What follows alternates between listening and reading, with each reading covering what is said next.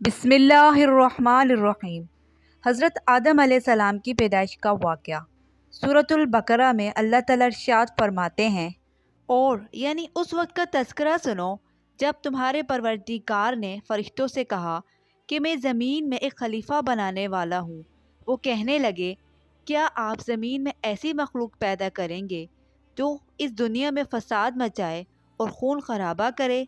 حالانکہ ہم آپ کی تسبیح اور حمد و تقدیس میں لگے ہوئے ہیں۔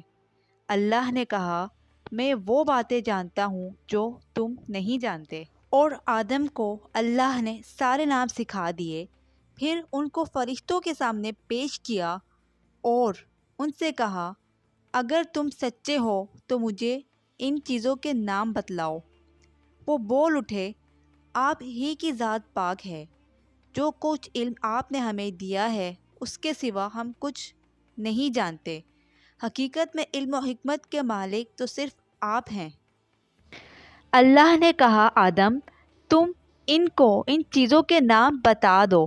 چنانچہ جب اس نے ان کو ان کے نام بتا دیے تو اللہ نے یعنی فرشتوں سے کہا، کیا میں نے تم سے نہیں کہا تھا کہ میں آسمانوں اور زمین کے بھید جانتا ہوں؟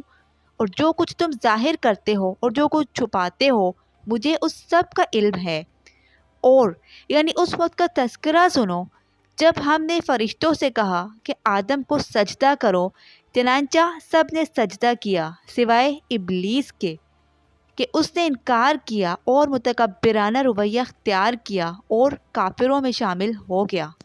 اور ہم نے کہا، آدم تم اور تمہاری بیوی جنت میں رہو اور اس میں سے جہاں سے چاہو جی بھر کر کھاؤ، مگر اس درخت کے پاس بھی مت جانا ورنہ تم ظالموں میں شمار ہوگے۔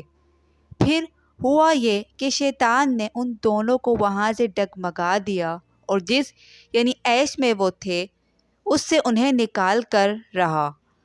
اور ہم نے یعنی آدم، ان کی بیوی اور ابلیس سے کہا، اب تم سب یہاں سے اتر جاؤ، تم سب ایک دوسرے کے دشمن ہوگے اور تمہارے لیے ایک مدت تک زمین میں ٹھہرنا اور کسی قدر فائدہ اٹھانا یعنی طے کر دیا گیا ہے۔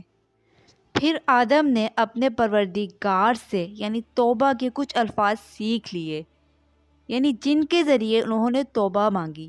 چنانچہ اللہ نے ان کی توبہ قبول کر لی، بے شک وہ تو بہت معاف کرنے والا بڑا مہربان ہے۔